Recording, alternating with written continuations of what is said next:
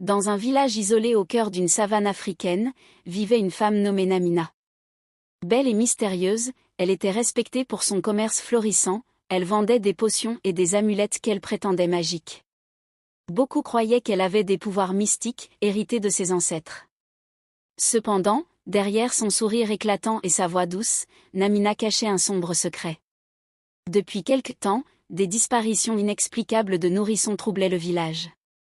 Les parents pleuraient leur bébé perdu, tandis que Namina, étrangement, prospérait davantage.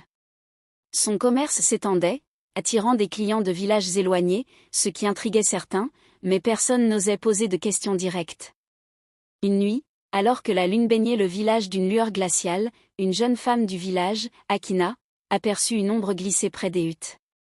Curieuse et inquiète, elle suivit silencieusement la silhouette qui se dirigeait vers la maison de Namina. Ce qu'elle vit à travers une petite ouverture lui glaça le sang. Namina, entourée de bougies noires, chantait des incantations dans une langue ancienne. Devant elle, un autel était dressé, où reposaient des traces de sang et des objets étranges. Akina comprit alors que Namina était derrière les disparitions. Le lendemain, Akina raconta tout au chef du village. Mais celui-ci, impressionné par les richesses de Namina, refusa de la confronter.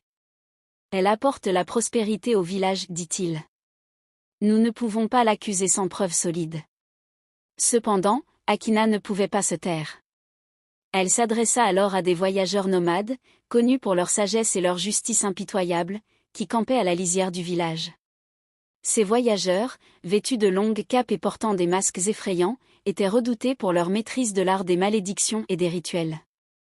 Intrigués par l'histoire, ils acceptèrent d'intervenir. Une nuit, les voyageurs se faufilèrent dans la maison de Namina. Ils la trouvèrent en train de préparer un autre rituel, les yeux brillants de malice et d'avidité. Lorsqu'elle les vit, elle tenta de fuir, mais ils la capturèrent. Ils la conduisirent sur la place du village, où les habitants, réveillés par le tumulte, se rassemblèrent, leurs torchers éclairant la scène d'une lumière vacillante. Les voyageurs révélèrent à tous les preuves de ses crimes, des ossements d'enfants cachés dans sa maison, des traces de rituels macabres destinés à attirer richesse et prospérité. Namina, acculée, implora leur pitié, mais son visage se déforma d'un rictus terrifiant lorsqu'elle comprit qu'aucune prière ne la sauverait. Elle avoua finalement ses actes, elle sacrifiait les bébés pour nourrir un esprit avide en échange de la fortune. Les voyageurs décidèrent que justice serait rendue selon leurs propres rites. Ils exécutèrent un rituel ancien pour sceller l'âme de Namina dans un masque en bois maudit, condamnant son esprit à errer éternellement, incapable de nuire de nouveau. Depuis ce jour, les cris des nourrissons cessèrent, mais une légende naquit. Les anciens racontent qu'à chaque pleine lune, on peut entendre les murmures de Namina, pleurant sa cupidité.